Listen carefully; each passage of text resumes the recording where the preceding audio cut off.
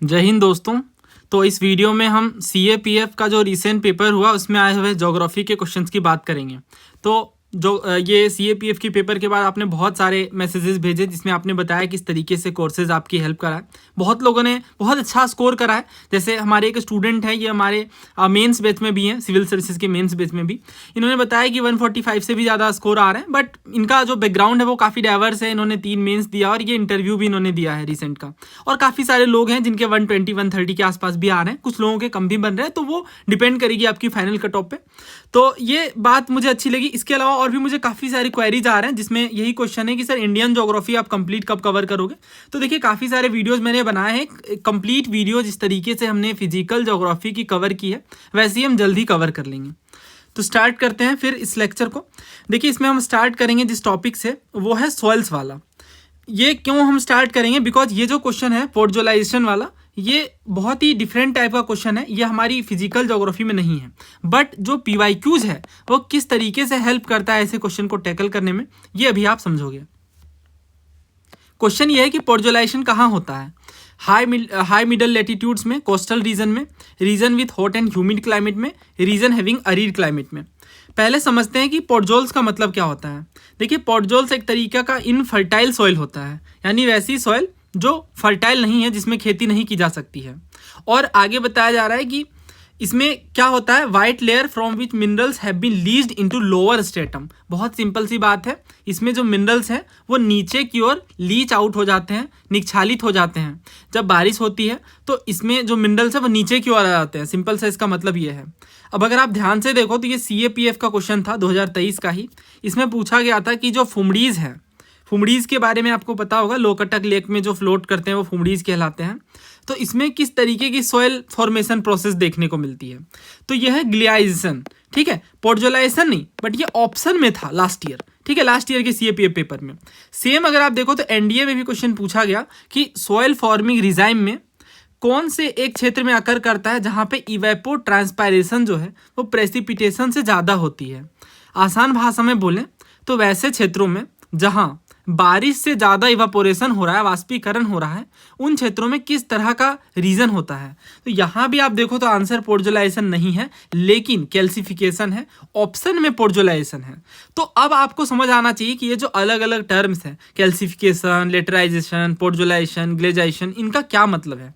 Same NDA में आप देखो तो फिर से पूछा गया कि पोर्टजोलाइजेशन की प्रोसेस कहाँ देखने को मिलती है, इक्वेटोरियल में, मानसून में, टाइगा में या मेडिटेरेनियन में। हालांकि इसका आंसर टाइगा है। ब्रीफ में समझ लेते हैं पोर्टजोलाइजेशन का क्या मतलब है। उसके बाद मैं सारे टर्म्स मैंने पहले भी पढ़ाया है और मैं फिर से पढ़ाऊंगा, क्योंकि यही हमारा पर्पस है। कुछ टॉपिक्स जो NCERTs में नहीं है, स्टैंडर्ड बुक्स में नहीं है, बट वो PYQs अपने आप में एक सिलेबस डिफाइंड हो गया है। ठीक है, तो इसी कारण से जब भी मैंने पहले भी लेक्चर्स कवर किया तो उसमें हर एक ऑप्शंस को हमने डिटेल में कवर करा, और बैच में भी हम इसी तरीके से करते हैं। क्या होता है देखिए, तो पोर्टजोलाइजेशन में क्या होता है, ये है मिट्टी की सरफेस, और इसमें ये जो ऊपरी वाला लेयर है इसे हम ऑर्गेनिक सरफेस लेयर कहते हैं। ये है टॉप सॉइल, और इसके बाद आती है एलुविएटेड होराइजन। अभी मैं आपको बताऊंगा कि अलग अलग होराइजन्स होते हैं सॉइल में, जिसमें से एक ई होराइजन होता है। तो आपको ध्यान रखना है कि ये एलुवाइटेड होराइजन है, बिकॉज यहीं से एलुविएशन होती है। मतलब सिंपल सा ये है कि जो एल्युमिनियम, आयरन, ये सब जो मेटल्स हैं वो नीचे की ओर लीच आउट करते हैं। ठीक है, नीचे की ओर पहुंच जाते हैं। यहाँ पे लिखा भी हुआ आप देखो अगर तो, ash grey horizon with no organic matter. ये ऐसा होराइजन है जहाँ पे ऑर्गेनिक मैटर नहीं है, बट यहाँ लीचिंग हो रही है ऑर्गेनिक मैटर्स की। ठीक है, तो इसका जो आंसर है ना वो टाइगा फॉरेस्ट है। क्यों? क्योंकि आप देखो टाइगा बायोम जो है वो इस तरीके से हमें जो अपर वाला जो हाई मिडिल लेटीट्यूड है वहाँ देखने को मिलता है। तो ये जो सेम क्वेश्चन है NDA का, ये आपके अभी CAPF के पेपर में पूछ लिया गया। तो इजी वाले तो हम कर ही रहे हैं NCERTs के, जो ऐसे क्वेश्चन है जो आउट ऑफ द बॉक्स है, ये भी हम PYQs की हेल्प से कर सकते हैं। ठीक है, तो ये क्वेश्चन मैंने करवाया है यूट्यूब पे भी, बैच में भी, और इसके सारे क्वेश्चन एसोसिएटेड हमने पहले भी कवर किए हैं। बट अभी हम पहले समझेंगे कि कौन कौन से प्रोसेस इन्वॉल्व होते हैं सॉइल के फॉर्मेशन में। पहला है एलुविएशन। एलुविएशन का क्या मतलब है? तो ये वो प्रोसेस है जिसमें जो फाइन पार्टिकल्स हैं जैसे क्ले, मिनरल्स, ये लीच हो जाते हैं। ठीक है, तो अभी जब भी आप एलुविएशन सुनो, क्योंकि अभी ई जोन भी हम पढ़ेंगे, उस टाइम भी आप देखोगे कि जो ई होराइजन है वो यही बताता है कि यहाँ पे लीचिंग हो रहा है। लीचिंग का मतलब जो अपर लेयर है ना सॉइल की, उससे नीचे की ओर मिनरल्स आ रहे हैं, बस यही है, सिंपल सा यही है एलुविएशन, मतलब वो लेयर जहाँ पे लीचिंग हो रही है, दैट्स इट। इसके बाद अगला जो टर्म है वो है मेलेनाइजेशन।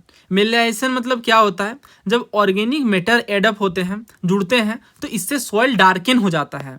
ठीक है, जैसे कभी कभी जो पत्ते वगैरह झड़ गए या रूट्स वगैरह डीके कर गए, तो उस टाइम पे जो मिट्टी में कालापन आया ना, उसे ही मेलेनाइजेशन कहते हैं। अब आपको भी पता है, अगर कोई मिट्टी है उसमें पौधे या पत्ते बिखर गए हैं और फिर वो धीरे धीरे सड़ रहे हैं, डीके कर रहे हैं, तो वो मिट्टी की जो फर्टिलिटी है उसे बढ़ाते हैं। ठीक है, तो ये जो प्रोसेस हो रही है इसे बोलते हैं मेलेनाइजेशन। ध्यान रखिएगा, अगला नंबर इसी का है, क्योंकि ग्लाइसेशन पूछ लिया गया, कैल्सिफिकेशन पूछ लिया गया, पोर्टोलाइजेशन पूछ लिया गया। ठीक है, ये आप देखो यहाँ पे ग्लाइसेशन पूछ लिया गया, कैल्सिफिकेशन और ये पोर्टोलाइजेशन, 3 पूछ लिया गया है, तो अगला नंबर किसका है, मेलेनाइजेशन का। ठीक है, तो आप ध्यान रखना इसे, मेलेनाइजेशन का मतलब क्या है, मिट्टी डार्क हो रही है, क्यों, क्योंकि ऑर्गेनिक मैटर एडअप हो रहे हैं। नेक्स्ट गिलाइजेशन।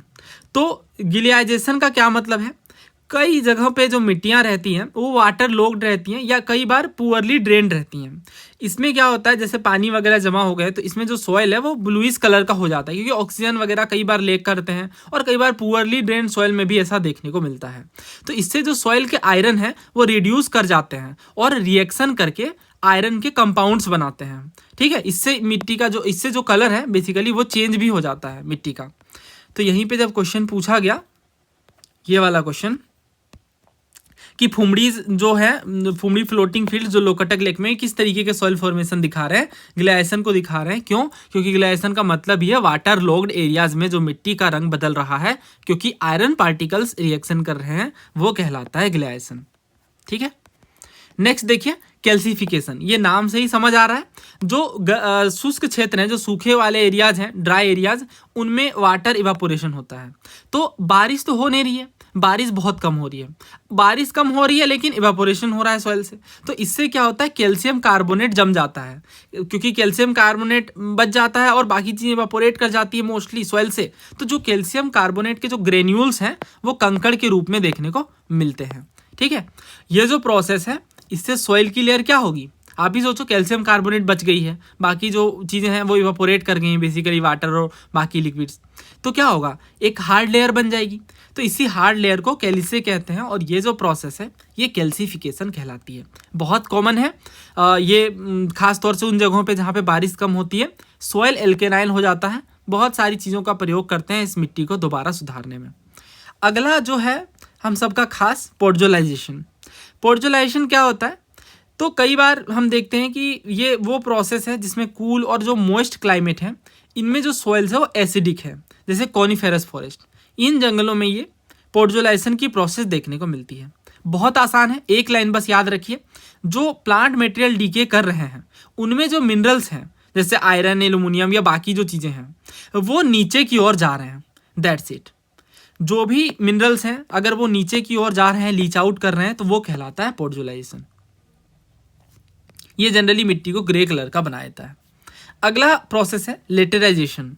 वैसे एरिया जहाँ पे बहुत ज़्यादा बारिश होती है तो जो रॉक्स वगैरह हैं वो ब्रेक डाउन कर जाते हैं ज़्यादा बारिश के कारण। ठीक है, क्रैक डेवलप हो जाते हैं, इसके बाद ये ब्रेक डाउन कर जाते हैं। अब आपको पता भी है कि रॉक्स में सिलिकाज होते हैं, ये सिलिका भी बह जाते हैं, वॉश आउट हो जाते हैं, और इसके बाद जो सॉइल है वो पुअरली न्यूट्रेंट डेफिशिएंट हो जाती है। क्यों, क्योंकि जितने भी सॉल्युबल मटेरियल हैं वो मोस्टली लीच आउट हो गए हैं, बह गए हैं।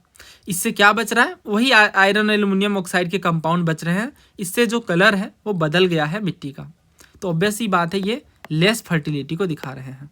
ठीक है, अब सारे टर्म्स हो गए क्लियर। ये चारों ऑप्शन का मतलब मैंने समझा दिया, आप एक एक लाइन में इनके नोट्स बनाइए, क्योंकि अगले साल फिर सीडीएस या सीएपीएफ में एक क्वेश्चन दिखेगा तो फिर वहाँ पे दिक्कत नहीं आनी चाहिए। हाँ, ये जो सवाल था कि पोर्टोलाइजेशन कहाँ देखने को मिलता है, ये देखिए टैगा बायोम में देखने को मिलता है। दैट मीन्स हम बात कर रहे हैं किनकी, हाई मिडल लैटिट्यूड की, ये लोअर लैटिट्यूड नहीं है, हॉट ह्यूमिड क्लाइमेट की हम बात नहीं कर रहे हैं। ठीक है, अच्छा, ये एक चीज़ मैंने आपको समझाई। अब एक और चीज़ मुझे देखने को मिलती है पेपर में, वो ये एरिडीसॉइल, हिस्टोसॉल, ऑक्सीसॉल, वर्टिसॉल। ये आप देखो तो बार बार इन्होंने पूछा है एरिडीसॉल क्या है, ठीक है। उसके बाद ये देखिए एंटीसॉल, इंसेप्टिसॉल, ऑक्सीसॉल। फिर ये सारे सीडीएस के क्वेश्चन है। ये सीडीएस का है, ये सीडीएस का है। आई थिंक सीडीएस में ये फिर से पूछा गया, ये एनडीए में पूछा गया। उसके बाद ये देखिए फिर से सीडीएस में, ठीक है। ये सीएपीएफ में भी आई थिंक पूछा गया एक बार, तो इसे भी हम पढ़ लेते हैं, क्योंकि यही वो चीज़ है जो अगेन एनसीईआरटी में नहीं है। आप पढ़ना है एनसीईआरटी में, बस ये वाला टेबल दिया गया है, ठीक है, दैट्स इट। इन पर कोई एक्सप्लेनेशन नहीं है, बट क्वेश्चन भर भर के आ रहे हैं और फिर से इसमें से किसी एक टर्म पर क्वेश्चन आएगा, ठीक है। तो पढ़ते हैं इसे। पहले ये क्वेश्चन देखिए, इसमें क्या बोला गया है कि एक जो सॉइल प्रोफाइल होती है ना, जो सॉइल का प्रोसेस होता है, जो पार्ट होता है, वो किस तरीके का होता है टॉप से लेकर बॉटम तक। तो ये होराइजन वाइज हम समझते हैं। सबसे पहला होता है ओ होराइजन, क्योंकि ये ऑर्गेनिक है, ठीक है, ऑर्गेनिक मटेरियल है मोस्टली। ये ध्यान रखिएगा, जो अपर पार्ट है उनमें ऑर्गेनिक मैटर्स हैं, और ये आसान भी है समझना, क्योंकि जितने भी चीज़ें हैं, जो भी ऑर्गेनिक मटेरियल्स हैं, वो अपर लेयर्स में ही होंगे। चाहे आप पत्ते हों या किसी कोई जीव हों जो जिनकी डेथ हो गई, वैसे जीव, और बाकी सारे पार्टिकल्स भी ओ होराइजन में होंगे। उसके बाद फिर ए है, बी है, सी है, बट ए और बी के बीच आता है ई होराइजन इसलिए आता है क्योंकि यहाँ पे लीचिंग होती है। लीचिंग को ही एलुविएशन बोलते हैं। क्या है लीचिंग? मिनरल्स का नीचे की सरफेस में आना। बस यही आपको ध्यान रखना है। क्वेश्चन पूछा गया रिसेंटली, ऐसे क्वेश्चन आगे भी बनेंगे, जियो साइंटिस्ट के पेपर में पूछा गया है। तो सबसे पहले ह्यूमस होगा, क्योंकि ऑर्गेनिक मटेरियल की हम बात कर रहे हैं। फिर आएगा टॉप सॉइल, फिर आएगा एलुविएशन जोन, ठीक है, ई जोन जिसकी हम बात करें, या ई होराइजन की। फिर आएगा सब सॉइल, और उसके बाद एंड में हमें पेरेंट मटेरियल वेदर्ड देखने को मिलेंगे, ठीक है। वेदर्ड पेरेंट मटेरियल के बाद सबसे लास्ट में हमें अनवेदर्ड पेरेंट मटेरियल देखने को मिलते हैं, जिनकी वेदरिंग नहीं हो पाई है। अब ये हम पहले देख लेते हैं कि हमें इसमें क्या क्या कवर करना है। तो जो ICAR है, Indian council of agriculture research, इन्होंने सॉइल को क्लासीफाई किया है USDA सॉइल टेक्सोनॉमी के बेस पे, और इसमें इन्होंने करीब 9 सॉइल के टाइप हमें दिए हैं। पहला इंसेप्टिसोल। जो इंसेप्टिसोल है, ये यंग सॉइल्स हैं, और इनमें वीकली डेवलप्ड प्रोफाइल्स हैं। ये मोस्टली हमें इंडिया के इंडो गैंजेटिक प्लेन्स में, क्योंकि हमें जो नई मिट्टी है ना, न्यू सॉइल, जिसे हम क्या कहते हैं, खादर, ठीक है, खादर, इंडो गैंजेटिक प्लेन्स में देखने को मिलते हैं। उसी सॉइल को इंसेप्टिसोल का नाम दिया गया है। इसके बाद आते हैं एंटीसोल। एंटीसोल भी यंग सॉइल हैं, और इनमें भी नो प्रोफाइल डेवलपमेंट देखने को मिलता है। ये भी एलुवियल प्लेन्स में ही मोस्टली देखने को मिलते हैं। इसके बाद एल्फीसोल आते हैं, और ये मॉडरेटली वेदर्ड हैं, बहुत ज़्यादा वेदरिंग नहीं हुई है, बट मिडिल पार्ट में ये है, और इनमें बेस सेचुरेशन है। इसके साथ ही क्ले है, मतलब मिट्टी का भी पार्ट है। क्ले इन द सेंस वो जो बिल्कुल फाइंड मिट्टी होती है ना, वो वाला पार्ट भी हमें देखने को मिल रहा है सॉइल में। फिर आते हैं वर्टिसोल। वर्टिसोल कैसे समझाऊं मैं, बहुत आसान है। देखिए, ब्लैक सॉइल जो होती है ना, उसको वर्टिसोल के रूप में देखा गया। क्या है ये वर्टिसोल? तो जब बारिश होती है तो ये मॉइस्चर रिटेन करके रख लेते हैं, और जब वापस से गर्मियों के दिन आते हैं या जब ड्राई होती है तो उनमें क्रैक डेवलप हो जाते हैं। अब देखोगे तो इस पर क्वेश्चन भी आया है वर्टिसोल के ऊपर, ठीक है, अभी हम कवर करेंगे। हाँ, एक तो ऑर्गेनिक सोल के बारे में पूछा गया है, और ये देखिए, हाँ यहाँ पे देखिए वर्टिसोल के बारे में। तो वर्टिसोल क्या है? Rich in clay content, highly basic, ठीक है। अभी जैसे मैंने बताया, क्ले कंटेंट के कारण क्या होता है, क्ले कंटेंट के कारण इनमें मॉइस्चर बनी रहती है। ब्लैक सॉइल से आप एसोसिएट कर सकते हैं, ठीक है। नेक्स्ट देखिए, तो इसमें एंटीसोल के बाद हम पढ़ते हैं एल्फीसोल। तो एल्फीसोल में भी हमने कवर कर लिया कि ये पेनिनसुलर इंडिया में मोस्टली देखने को मिलते हैं। फिर आते हैं वर्टिसोल, फिर आते हैं एरिडीसोल। तो जो एरिडीसोल हैं, ये एरिड रीजन में देखने को मिलते हैं, जहाँ पे लीचिंग बहुत कम हुई है। देखिए, बारिश वाले क्षेत्रों में ही लीचिंग होगी ना। लीचिंग का मतलब ही वही है कि मिनरल्स नीचे की ओर जा रहे हैं, क्योंकि इनमें ऑर्गेनिक मटेरियल बहुत ही कम है, ठीक है, लेस ऑर्गेनिक मटेरियल। फिर आते हैं मोल्लीसोल। तो जो मोल्लीसोल है, मोल्लीसोल में हम देखते हैं कि ये फर्टाइल सॉइल्स हैं और thick dark organic rich surface layer है। इसका मतलब ये है कि ये जो मिट्टियाँ हैं, ये काफ़ी ज़्यादा उपजाऊ हैं, फर्टाइल हैं। फिर आते हैं अल्टीसोल। अल्टीसोल बहुत ज़्यादा वेदर्ड सॉइल्स हैं, इनमें भी लो बेस सेचुरेशन देखने को मिलता है और वार्म ह्यूमिड क्लाइमेट में देखने को मिलते हैं। फिर आते हैं ऑक्सीसोल। ऑक्सीसोल बहुत ज़्यादा वेदर्ड है और इनमें आयरन और एल्यूमिनियम ऑक्साइड देखने को मिलता है। इसके बाद आते हैं हिस्टोसोल। इसके बारे में आपको याद रखना है, ये very very important. Organic rich soil होते हैं, वेटलैंड्स में देखने को मिलते हैं हिस्टोसोल, ठीक है। मार्सी एरिया जो होते हैं, जो दलदली क्षेत्र, उनमें हिस्टोसोल देखने को मिलते हैं। हाँ, अब ये क्वेश्चन देखिए, कौन सा ऑर्गेनिक सॉइल है, एनडीए में पूछा गया। मोस्टली लोग इसे स्किप करेंगे, रीज़न बहुत सिंपल है, क्योंकि ऐसे जो क्वेश्चन है वो पेपर में डिफिकल्ट है, क्योंकि ये एनसीईआरटी में नहीं है, बट अभी हमने पढ़ लिया है और ये इसी तरीके से हम कवर भी करेंगे। ठीक है, तो आंसर क्या होगा इसका, हिस्टोसोल्स, क्योंकि हिस्टोसोल्स है जिनमें ऑर्गेनिक मटेरियल, ऑर्गेनिक सॉइल ज़्यादा देखने को मिलेंगे। हाँ, इसके बाद ये क्वेश्चन है, एरिडी सोल के बारे में कौन सी बात सही नहीं है। तो पहला कह रहे हैं कि वाटर की लेकिंग देखने को मिलती है मोस्ट पार्ट में, ईयर के मोस्ट ऑफ द पार्ट में पानी कम होता है ऐसी मिट्टियों में प्लांट्स के लिए। अगला कह रहे हैं कि ऑर्गेनिक मैटर ज़्यादा होता है। फिर कह रहे हैं कि लार्ज एक्यूमुलेशन देखने को मिलता है कार्बोनेट्स का। और चौथा कह रहे हैं एब्सेंस देखने को मिलती है डीप वाइड क्रैक्स की।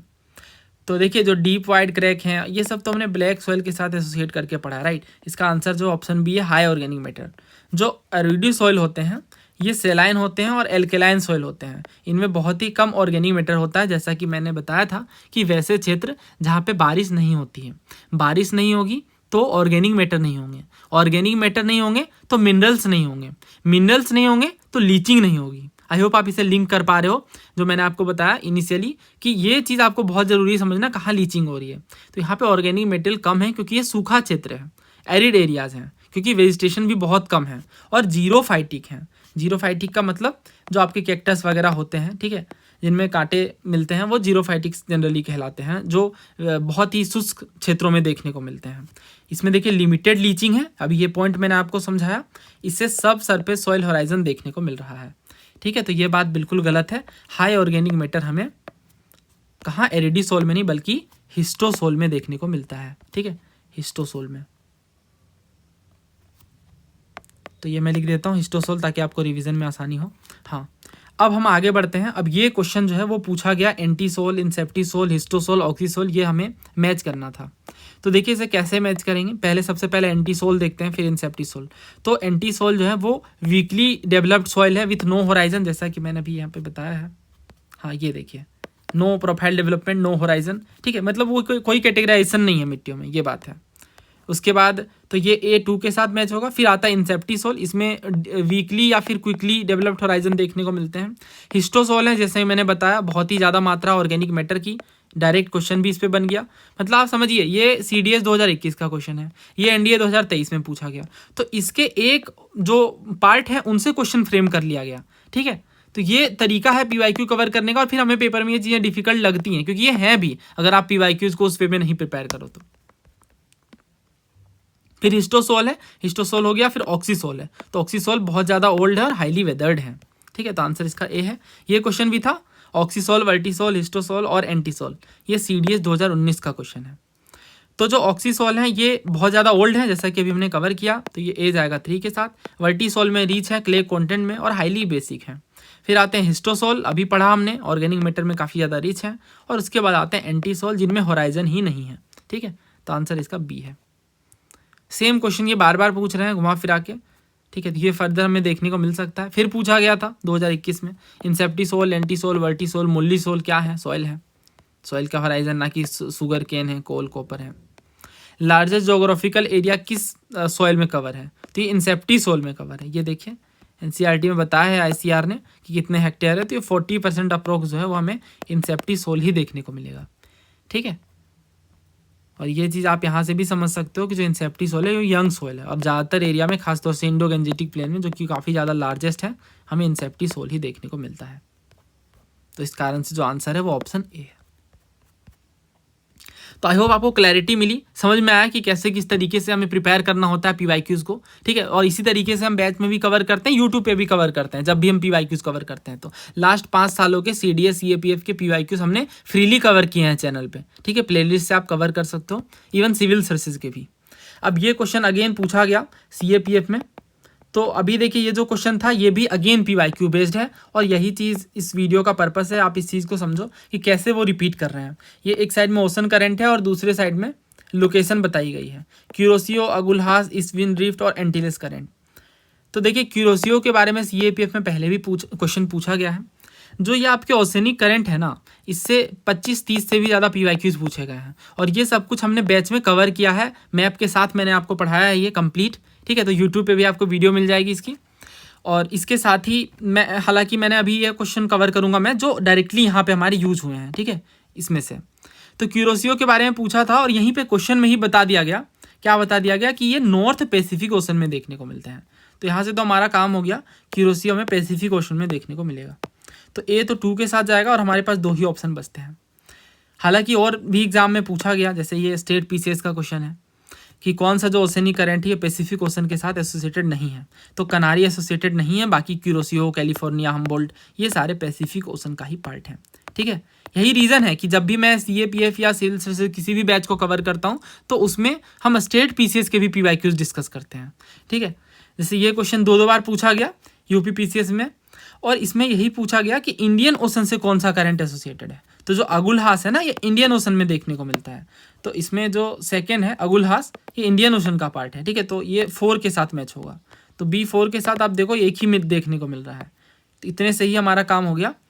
फर्स्ट जो है क्यूरोसियो ये पैसिफिक ओशन में है और अगुलहास जो है इंडियन ओशन में है, ठीक है। बाकी दोनों भी हम कवर कर लेते हैं। ईस्ट विंड ड्रिफ्ट जो है वो अंटार्कटिक ओशन में है, और जो एंटिलीज हैं ये भी ये एंटार्कटिक में है ईस्ट विंड, और जो एंटिलीज हैं ये अटलांटिक में है, ठीक है। और क्यूरोसियो तो हमने पढ़ा पैसिफिक में, और अगुलहास जो है वो इंडियन ओशन में। तो ये तरीका है, मतलब ये जो 2 ऑप्शन हमने देखे ये डायरेक्ट PYQ बेस्ड है। तो अगर आप इसे पढ़ भी रहे ओशन करंट को तो समझ नहीं आता कि इतने सारे करंट्स हैं, किसे हम ओशन के साथ याद रखें, किसे कोल्ड वार्म के साथ याद रखें। तो ये PYQs हमारे लिए आईने की तरह काम करते हैं, ठीक है। और भी कुछ कवर करना है। हालांकि अभी मैंने इस वीडियो में तो सोचा है कि मैं सिर्फ आपको बेस्ट जो क्वेश्चंस हैं जो डायरेक्ट NCERT बेस्ड हैं, PYQs बेस्ड हैं, उन्हें कवर कराऊं, और बाकी तो फिर मैं कवर करूंगा ही सारा। जैसे ये क्वेश्चन था, इसमें आपसे विंड के टाइप के बारे में पूछा गया था। 3 स्टेटमेंट्स थे। पहला कहा गया कि अपर लेवल में ये देखने को मिलते हैं। दूसरा कहा गया इनमें 2 फोर्स अप्लाई होते हैं, पहला प्रेशर ग्रेडियंट, दूसरा कोरियोलिस। और तीसरा कह रहा है जब फोर्स जो है वो बैलेंस कर देती हैं एयर को राइट एंगल में प्रेशर ग्रेडियंट के, तो पैरेलल हो जाती हैं आइसोबार के। इस सेंटेंस का क्या मतलब है वो भी मैं आपको समझाता हूँ। हाँ, तो ये यूट्यूब पे मैंने एक वीडियो बनाई थी, 7 आवर्स की थी ये, और इसमें हमने कंप्लीट फिजिकल ज्योग्राफी को कवर किया था। एक तरीके का फोर्स है। ग्रेडियंट का मतलब क्या होता है? स्लोप होता है। स्लोप का मतलब ढाल। सो ना देखिए, it is responsible for the flow of air from a region of high pressure to low pressure. तो ऑब्वियसली प्रेशर ग्रेडियंट फोर्स इस बात के लिए रिस्पॉन्सिबल है बिकॉज ये वो फोर्स है जो इस कारण से लगती है कि प्रेशर में डिफरेंसेस हैं, और चूंकि प्रेशर में डिफरेंसेस हैं तो हमें पता है कि विंड जो है ये हाई प्रेशर से लो प्रेशर की ओर मूव करेंगी। तो जिस फोर्स के कारण मूव करेंगी उसे ही प्रेशर ग्रेडियंट फोर्स कहते हैं। बहुत ही सिंपल सा कॉन्सेप्ट है दोस्तों। ना बात कर लेते हैं जियोस्ट्रॉफिक विंड के विषय में। देखिए, पहले टेक्स्ट को पढ़ लेते हैं फिर डिटेल में समझ लेंगे। तो जब आइसोबार स्टेट होती हैं, आइसोबार का क्या मतलब है? अभी मैंने आपको बताया था कुछ टाइम पहले कि आइसोबार वो इमेजिनरी लाइन है जो इक्वल प्रेशर वाले एरिया को जोड़ती हैं। तो अगर ये स्टेट होती हैं और कोई फ्रिक्शन नहीं काम कर रहा होता है तो जो प्रेशर ग्रेडियंट फोर्स है इसे बैलेंस कर दिया जाता है कोरियोलिस फोर्स के द्वारा, और जो रिजल्टेंट विंड निकल करके आती हैं वो आइसोबार के पैरेलल फ्लो करती हैं, और यही जियोस्ट्रॉफिक विंड कहलाती हैं। हाँ, ये इसे डिटेल में समझ लेते हैं बिकॉज ये कन्फ्यूजिंग है दोस्तों। इसे समझने के लिए कुछ बेसिक कॉन्सेप्ट्स आपके माइंड में होने चाहिए, फिर बहुत आसानी से इसे समझा जा सकता है। हमें पता है कि विंड जो है ये high pressure to low pressure move करती हैं, तो बस इसी कॉन्सेप्ट को ध्यान में रखते हुए पहले हम लोग आइसोबार ड्रॉ करते हैं। तो मान लीजिए ये जो है ये आइसोबार है, और ये वाला जो आइसोबार है ये लेट सपोज 1050 MB का है। ये प्रेशर डिटरमाइन करता है MB। इसके बाद लेट सपोज ये दूसरा जो हमने आइसोबार ड्रॉ किया है ये 1020 MB का है। इसके बाद ये लेट सपोज 950 का, और इस तरीके से ये घट रहा है। तो हमें पता है कि high pressure to low pressure move करेगी, यानी ये जो मूवमेंट होगी विंड की ये इस डायरेक्शन में देखने को मिलेगी। अब ध्यान से समझिएगा। देखिए, ये विंड मूव तो करना चाह रही है इस डायरेक्शन में, बट इसमें कोरियोलिस फोर्स भी काम कर रही है। तो अगर कोरियोलिस फोर्स काम कर रही है तो कोरियोलिस फोर्स विंड को डिफ्लेक्ट कर देगी। तो लेट सपोज ये इतना डिफ्लेक्ट कर दे रही है विंड को, तो अब डिफ्लेक्शन हो रहा है। तो यहाँ पे बहुत ध्यान से आपको यही समझना है कि चूंकि ये अर्थ सरफेस रोटेट कर रही है, इस वजह से रोटेट करने के कारण Coriolis force is not allowing to move this winds in a straight path. इन विंड्स को स्ट्रेट पाथ में मूव नहीं करने दिया जा रहा है कोरियोलिस फोर्स के द्वारा। क्यों? क्योंकि अर्थ एक रोटेटिंग बॉडी है, इस वजह से डिफ्लेक्टिंग फोर्स लग रहा है। दोस्तों, लेट सपोज ये विंड की मूवमेंट होनी चाहिए थी प्रेशर ग्रेडियंट फोर्स के कारण, बट चूंकि हमें पता है कि कोरियोलिस फोर्स भी एक्ट कर रही है तो ये विंड इस डायरेक्शन में मूव कर रही है। लेकिन अगर कोरोलिस फोर्स कम होता है, अब कोरोलिस फोर्स कब कम होगा, हमें पता है कि कोरोलिस फोर्स अगर आप इक्वेटर से अवे जाते हो, अवे फ्रॉम इक्वेटर जाते हो, तो ये जो कोरोलिस फोर्स है ये बढ़ता जाता है। ठीक इसके उल्टे अगर हम देखें तो पोल से इनफैक्ट आप इक्वेटर की तरफ देखें तो ये घटता जाता है। तो ये अगर घट रहा है कोरोलिस फोर्स, तो एक ऐसा पॉइंट भी आएगा, there will be a point where the impact of Coriolis force will not be there. Coriolis force का कोई इम्पैक्ट नहीं देखने को मिलेगा इस टाइम पे।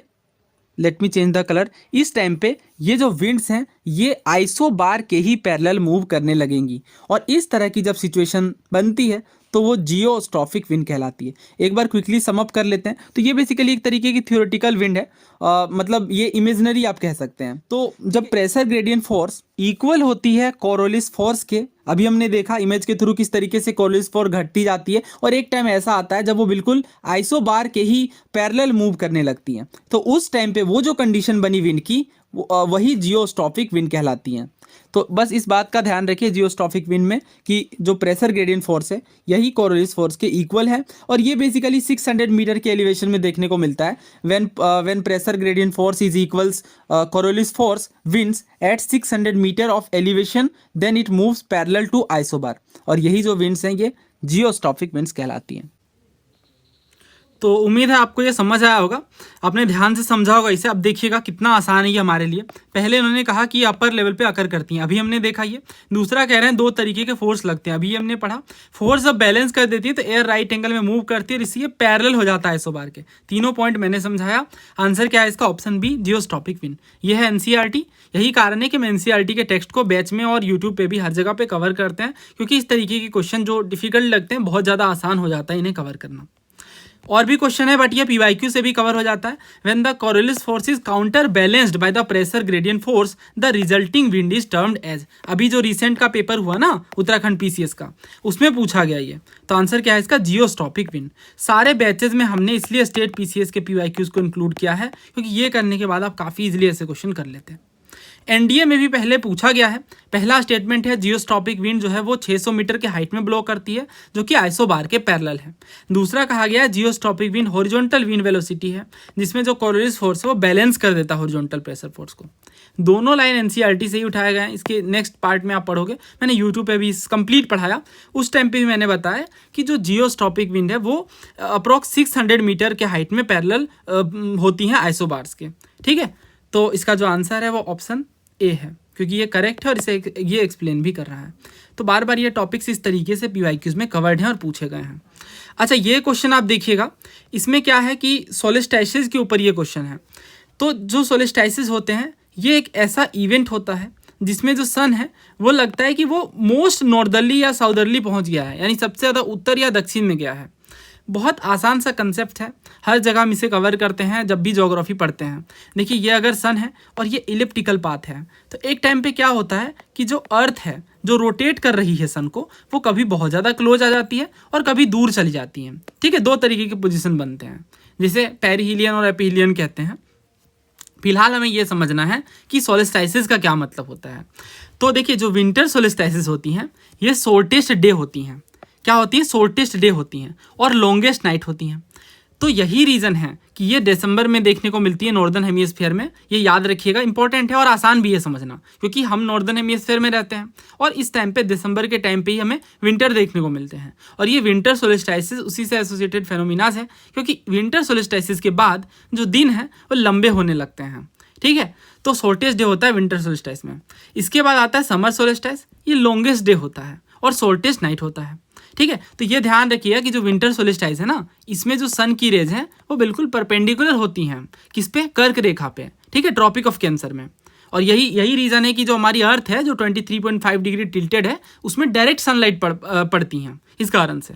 ठीक है, और इसके बाद समर सोलिस्टाइस है जो कि इसका जस्ट उल्टा है। इसमें लॉन्गेस्ट डे और शॉर्टेस्ट नाइट देखने को मिलेगा। 21 जून को होता है, ये आप याद रख लेना, क्योंकि जून में ही समर पड़ता है, ऐसे आप एसोसिएट कर लीजिए।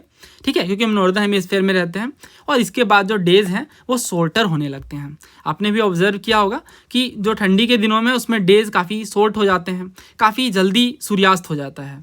ठीक है, तो ये जो सोलिस्टाइसिस होते हैं वो टिल्ट के कारण, अर्थ के जो एक्सिस है उन पे वो जो टिल्ट है 23.5 का, इसके कारण देखने को मिलता है। अब देखिए क्वेश्चन कितना आसान है। इसमें पहला ये स्टेटमेंट है कि जो विंटर सोल्स्टिस है ये 21 जून को देखने को मिलता है। आप देखते ही समझ जाओगे विंटर जून के टाइम पे तो नहीं है, ठीक है। उसके बाद विंटर इन्होंने कहा कि दोनों हेमिस्फेयर में, दोनों में एक साथ कैसे हो सकते हैं, दोनों हेमिस्फेयर में नहीं होगा, ठीक है। समर सोल्स्टिस ये नॉर्दर्न हेमिस्फेयर में दिखेगा 21 जून को और सदर्न हेमिस्फेयर में 21 दिसंबर को, ठीक है। तो आंसर इसका सी करेक्ट है। अब सेम क्वेश्चन आप देखो तो ये अभी जो लास्ट ईयर पेपर हुआ महाराष्ट्र पीसीएस का, उसमें भी पूछा गया कि समर सोल्स्टिस सदर्न हेमिस्फेयर में कब देखने को मिलता है। तो सदर्न हेमिस्फेयर में जो समर सोल्स्टिस है वो 22 दिसंबर को, और यही यहाँ पे अगर सदर्न की बजाय नर्दर्न पूछ लेते ये तो क्या होता, नर्दर्न हेमिस्फेयर में हम रहते हैं, समर सोल्स्टिस कब देखने को मिलता है, जून में, बट सदर्न में जस्ट इसका उल्टा होगा, ठीक है। तो इस कारण से इसका आंसर ऑप्शन 4 है। अभी ये क्वेश्चन आप देखो, ये भी अभी पूछा गया था सिविल सर्विसेज में, और इसमें पूछा गया था कि 21 जून को हर साल किस लैटिट्यूड में सनलाइट 12 घंटे से ज़्यादा देखने को मिलता है। इक्वेटर था, ट्रॉपिक ऑफ कैंसर था, ट्रॉपिक ऑफ कैप्रिकॉर्न था, आर्कटिक सर्कल था। तो अभी मैंने आपको बताया कि अगर ये सन है और अगर ये अर्थ है तो जो सनलाइट की हम बात करते हैं तो वो 12 घंटे से ज़्यादा हमें, ये जो लाइन है ना, ये जो लाइन है जिसे हम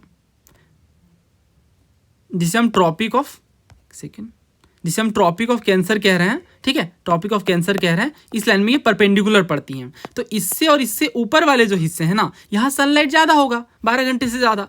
तो जो ट्रॉपिक ऑफ कैंसर है इसके नॉर्थ में हमें क्या देखने को मिलेगा, ट्रॉपिक ऑफ कैंसर के नॉर्थ में हमें आर्कटिक सर्कल देखने को मिलेगा, ठीक है। तो इस कारण से 2 और 4 होगा इसका आंसर। इक्वेटर में नहीं, कोई सवाल नहीं है, और इक्वेटर के बाद ट्रॉपिक ऑफ कैप्रिकॉर्न में भी नहीं, ठीक है। तो ये बहुत आसान और कंसेप्चुअल क्वेश्चन होता है। इसी के साथ ये क्वेश्चन भी पूछा गया कि लॉन्गेस्ट डे कब होता है साल का। तो अभी मैंने आपको बताया कि जो 21 जून होता है, ठीक है, 21 जून जो होता है उसमें हमें लॉन्गेस्ट डे देखने को मिलता है साल का, जिसे हम क्या कहते हैं, समर सोल्स्टिस कहते हैं, ठीक है। ये देखिए, हाँ ये देखिए लॉन्गेस्ट डे, ठीक है। तो इस कारण से जो आंसर्स का भी, और दोनों सिविल सर्विसेज के क्वेश्चन हैं, तो इस तरीके के क्वेश्चन पूछे जा रहे हैं जिसमें सीजन पर हमें फोकस करना है। एक ही इसमें कंसेप्ट है जो रोटेशन है, रेवोल्यूशन है, और उसके अकॉर्डिंग जो चेंजेस आ रहे हैं अर्थ के टिल्ट के कारण, ठीक है। इसके बाद ये देखिए विंटर सोल्स्टिस के बारे में पूछा गया सीडीएस में भी। तो पहला कहा गया साउथ पोल में 24 घंटे की डार्कनेस दिखती है, नॉर्थ पोल में 24 घंटे की डार्कनेस दिखती है, 21 जून को होता है, सन एपिहीलियन पे होता है। तो देखिए जो विंटर सोल्स्टिस है उसमें एपिहीलियन पे होता है, बिल्कुल सही बात है। 21 जून में ये देखने को मिलता है, सॉरी ये गलत बात है, 21 जून में नहीं, बल्कि ये ऑब्वियस सी बात है, जब ये विंटर सोल्स्टिस का पूछ रहे हैं तो ये हमें दिसंबर में देखने को मिलेगा, ठीक है। एपिहीलियन नहीं, पेरिहीलियन, क्योंकि सन जब ये पास में होता है तो वो पेरिहीलियन की सिचुएशन कहलाती है, ठीक है। उसके बाद नॉर्थ पोल में 24 घंटे की डार्कनेस होती है, ये बात सही है। साउथ पोल में नहीं, साउथ पोल में डे लाइट होता है ना कि डार्कनेस, ठीक है। 24 घंटे बिल्कुल सूर्यास्त नहीं होता है साउथ पोल में जब विंटर सोल्स्टिस होता है नॉर्थ पोल में, क्योंकि नॉर्थ पोल में क्या होता है उस टाइम पे डार्कनेस देखने को मिलती है 24 आवर्स की। सेम क्वेश्चन देखिए पूछा गया, ये इक्विनॉक्स का कॉन्सेप्ट है। इक्विनॉक्स में क्या होता है कि जो सेंटर है सन का वो डायरेक्टली अबव होता है इक्वेटर के, इसलिए क्या होता है डेज और नाइट इक्वल होती हैं। बट जो सोल्स्टिस होते हैं उसमें सनलाइट ट्रॉपिक ऑफ कैंसर पर डायरेक्टली होता है या फिर ट्रॉपिक ऑफ कैप्रिकॉर्न पर डायरेक्टली होता है, ठीक है। लेकिन इक्विनॉक्स में क्या होता है, इक्वेटर पर होता है। तो यहाँ ना आप काफ़ी इजीली इसे एलिमिनेट कर सकते थे इक्वेटर को। इक्वेटर पे कभी भी 24 आवर नहीं, क्योंकि वो तो इक्वेटर है। अब इक्वेटर जो है वो यहाँ 0 डिग्री पे है, ये यहाँ पे ये, ठीक है। तो सनलाइट हमेशा ही उस पर परपेंडिकुलर ही पड़ेगा, ठीक है। और वो साल में डायरेक्टली एबव कब होता है, ये डायरेक्टली एबव होता है 2 बार, पहला 20-21 मार्च में और दूसरा 22-23 सितंबर के बीच। नॉर्दर्न हेमिस्फेयर में समर सोल्स्टिस कब होता है ये मैंने बता दिया है, 21 जून को, और सदर्न हेमिस्फेयर में कब होता है, 21 दिसंबर को, ठीक है। तो ये हमसे इक्विनॉक्स का पूछा गया तो इक्विनॉक्स होगा मार्च में, या ऑप्शन में अगर ये सितंबर देते हैं तो ये सितंबर भी होगा आंसर, ठीक है। देखिए ये जो क्वेश्चन था इसमें भी बहुत लोग कंफ्यूज हुए, बट था आसान अगर PYQ उस तरीके से हमने कवर किया तो। जैसे इसमें पूछा गया ग्रीन हाउस इफेक्ट के बारे में कौन सी बात सही है। तो ग्रीन हाउस इफेक्ट का क्या फंडा है, ये NCERTs में भी कवर्ड है, ग्लोबल वार्मिंग और ग्रीन हाउस इफेक्ट कैसे एसोसिएटेड हैं आपस में। तो ये जब क्वेश्चन मैंने एनालिसिस करी थी CDS की, उस टाइम पे भी मैंने आपको समझाया था कि क्या प्रोसेस रहती है। फिर से हम एक बार क्विक रिकैप करते हैं। तो सिंपल सा ये फेनोमिना है, अगर हम डायरेक्टली बात करें ग्रीन हाउस इफेक्ट की, तो कि जो हीट है वो ट्रैप्ड हो जाता है, ठीक है। बट इसमें दो कंसेप्ट हैं, एक इनकमिंग और दूसरा आउटगोइंग।